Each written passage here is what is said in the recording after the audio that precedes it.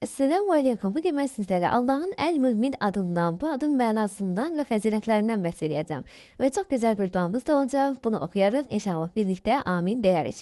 Əl-Mümin qullarına vədində, verdiyi sözdə sadiq olan, qəlblərdə iman nurunu yarındıran və hər cür qorxudan qurtarıb, əmin-amanlığa qovuşduran deməkdir. Əmin və amanlığın sahibi olan deməkdir.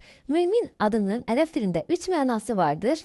Əman və güvən verən, qulunun imanını təsdiq edən və quluna vəd etdiyi təsdiq edən və yerinə yetirən deməkdir. İndi isə duamıza keçək, ən sonunda sizlərə bu adın fəzilətlərindən bəsləyəcəm. Ey iman nurumu yaradan Allahım, ey qeyb aləminin sonsuz sirlərini möminlərə açan Allahım, ey hidayətin sahibi, ey yerin, göyün sahibi, ey əman verən, ey ən müqəddəs, ey mümin, ey Allah. Qəlbimizdə iman nurunla nurlandır, bizi səni zikr edənlərdən et. Qulaqlarımızın pasını təmizlə, ey mümin adı ilə. Mömin adınla, ey Rəbbim, dilimizdəki düyünü çöz.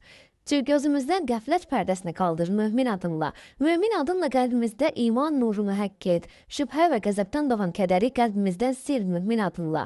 Mömin adınla ya Rəbbim, İnşirahın açarı olan razılığını qəlbimizə yaz. Sən razı olsan, könüllər açılar, geniş və rahat bir aləmə qovuşar. Adınla ey Allahım, göy qapıları açılar sonsuz səmada. Sonsuz ehsanınla ey Allahım, sənə açılan əllərimizi boş qaytarma.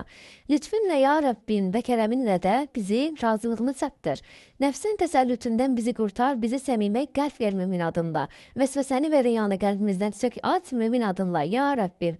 Cahil və zalim nəfsimizi mümin adınla tərbiyə et. Sən istəməsən biz heç nə istəyə bilmərik ey Allahım. Xeyirli olanı yalnız səndən diləyirik. Amin. Bunu da qeyd edim ki, bu duanı təvəkkül vaxtı proqramından götürmüşəm. Əl-Mümin adını zikr etməyin fəzilətindən sizə biraz da bəhs edeyim. Bu adın zikrinə davam edən kimsənin qəlbi nurlarla dolar. Dünya və axirət işlərini tarazlı şəkildə yoluna düşməsini istəyən şəxs bu adın zikrinə davam etməlidir.